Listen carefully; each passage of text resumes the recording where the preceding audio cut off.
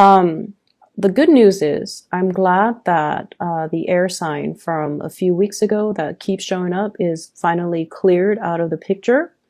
I'm really happy to see that.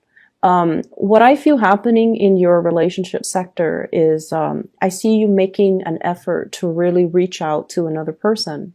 So overcoming those emotional barriers, overcoming your sense of hesitation and kind of that sense of stubbornness, that sense of like stubborn pride within yourself to kind of try to make a connection with other people. Okay, so this is great. Whoever you're reaching out to, they're so happy to hear from you. They're so happy to hear from you. And I feel like a whole gamut of emotions is being stirred up within them. And they're also kind of like fantasizing about you as well. So this is the energy that you bring to the table. I have here the Princess of Wands. This is Page of Wands, okay, in the traditional Rider-Waite deck. This is communication. This is sort of like, hey, let's do this, let's do that, let's get out and meet me here, let's meet me there. So making some type of a flirtatious gesture towards another person. And it's in a very playful manner. And it's in a manner that is very non-committal. And I feel like you're communicating with somebody and testing the waters as to how do they feel about me? What are they up to? Are they single? Are they in a relationship? Let me test out the waters. So I feel like for many of you, you're reaching out to a person and I feel like the communication is very light. It's very non-committal, and it's almost like an offer they can't refuse.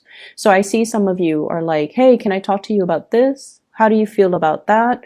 And the communication is just, you know, light, airy. There aren't overly heavy emotional expectations coming from you to them.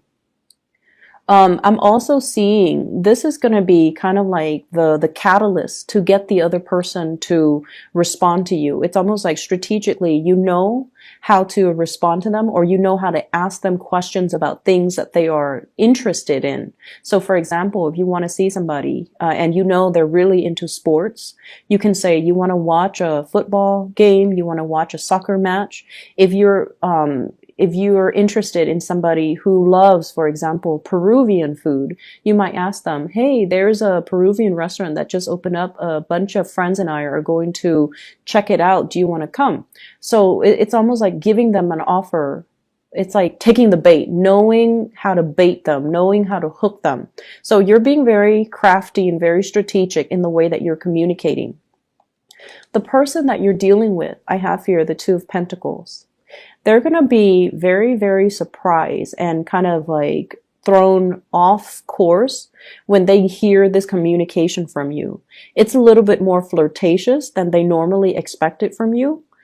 So I have here the Two of Pentacles. And the Two of Pentacles usually indicates like juggling two options, juggling multiple options, juggling the pros and cons, as well as juggling emotionally, trying to figure out how they feel, okay?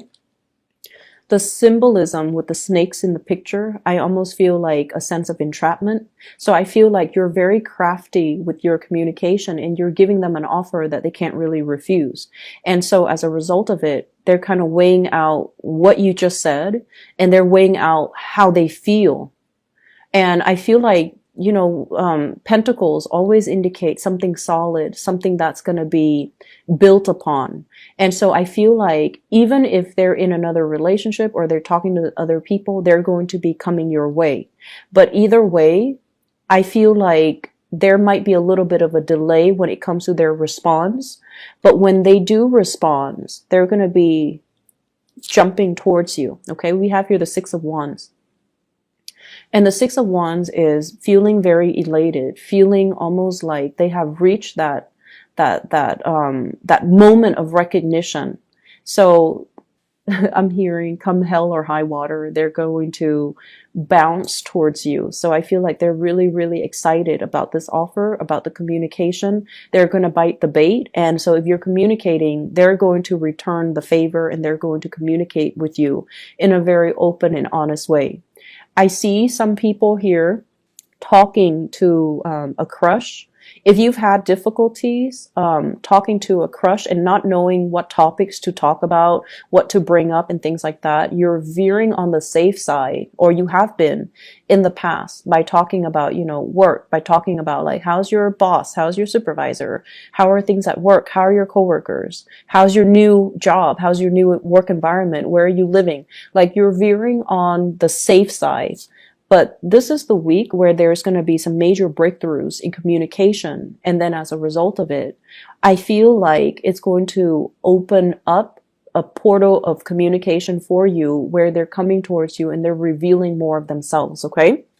And from the perspective of your partner, I have here the Lovers. And the Lovers in this card is greatly about the fantasy. So I definitely feel somebody is eyeing you and they see you opening up and being more flirtatious with them.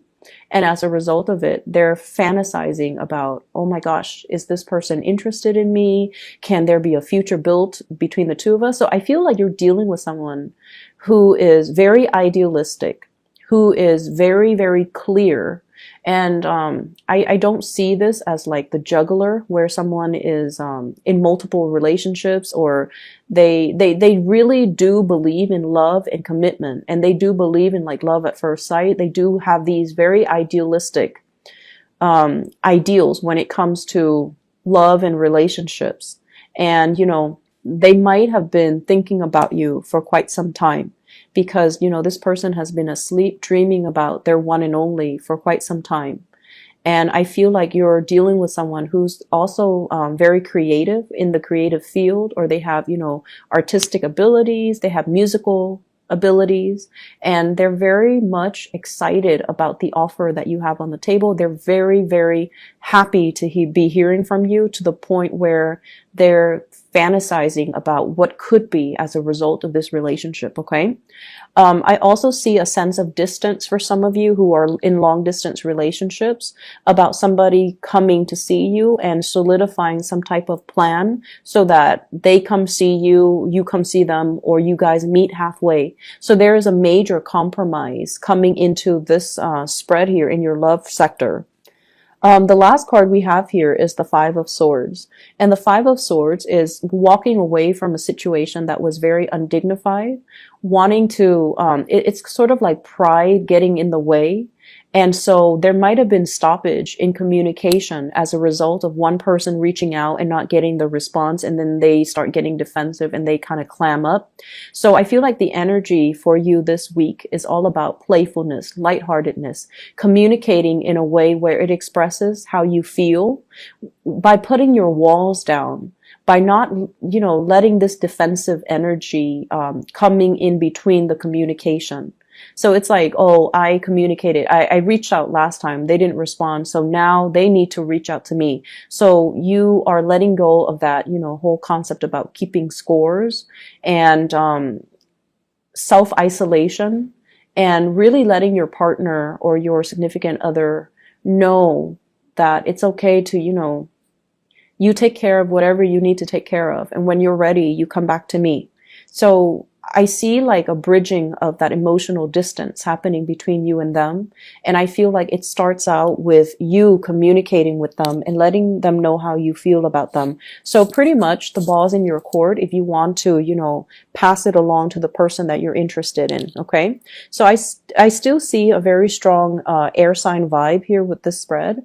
Aquarius, Gemini in particular, and Libra. So sun, moon, or rising, they might have, a lot of air in their chart. They might not be someone who is overly emotional, but I feel like they're very enthusiastic. So you know what they like and you know what they don't like. And so, for example, that they like, for example, Peruvian food. Like they like sporting matches. That they are athletic. And that they like, for example, a specific type of movie from a specific era. And so all these things about them, but for whatever reason in the past, you don't really ask them about these things. Like, why do you like these things? And so this is the week where you are strategizing to ask them to get them to be a little bit more, to get them a little bit riled up so that they talk to you about their dreams, their aspirations, and they talk to you about things that they're passionate about. So there is definitely breakthrough in communication coming through to allow you to kind of meet halfway.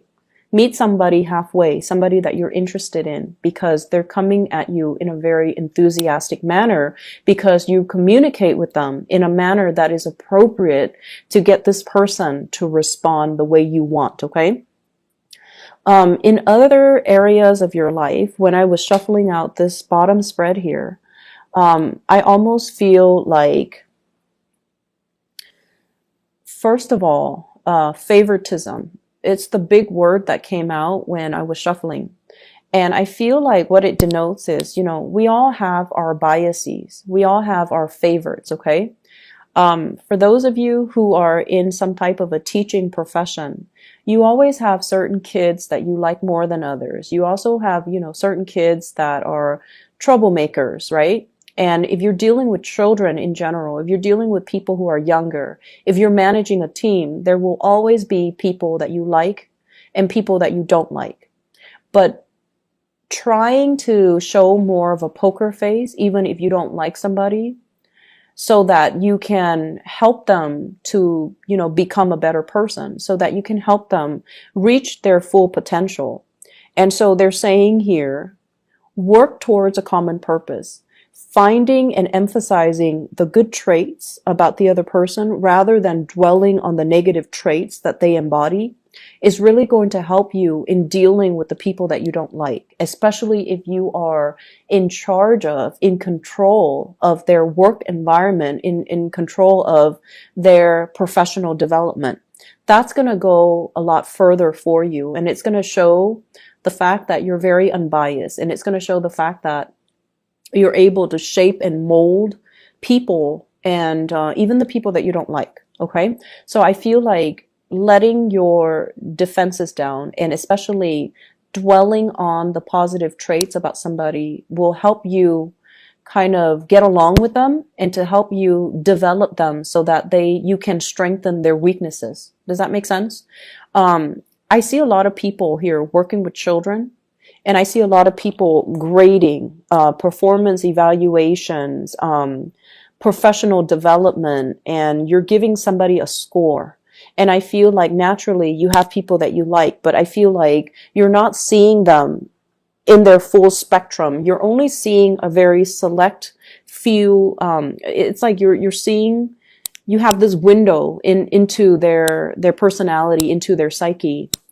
And I feel like once your opinion is made up about a specific person, this so-and-so is, has a big ego, so-and-so is controlling, so-and-so is a gossip.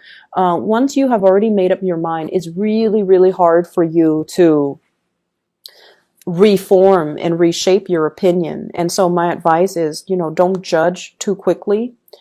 And I'm seeing a lot of judgment from this card. And I'm also seeing like premature judgment will not only be detrimental to that professional relationship, but it can also affect who you give the projects to, who you take under your wings. Okay, so be careful about that. The other message that I'm seeing here as well is let people learn to do things themselves, okay? The ability for you to learn to delegate, the ability for you to entrust other people with responsibilities, with the mindset that I train them well, so they should be able to do it themselves. And they should be able to do it without, with minimal supervision, so that you're not hoarding all the responsibilities and taking care of everything. So learning to delegate, so you're not wearing yourself out, and also putting yourself in a position where you are trusting that other people will do it right, okay? So I see a big need here for perfectionism. I see a big need here to get things done right. And I feel like you might not trust that other people can do things the way that you want. So you take it upon yourself, and you should give yourself a little bit more credit. I see work being really, really busy for this week. I see many of you are wrapping things up.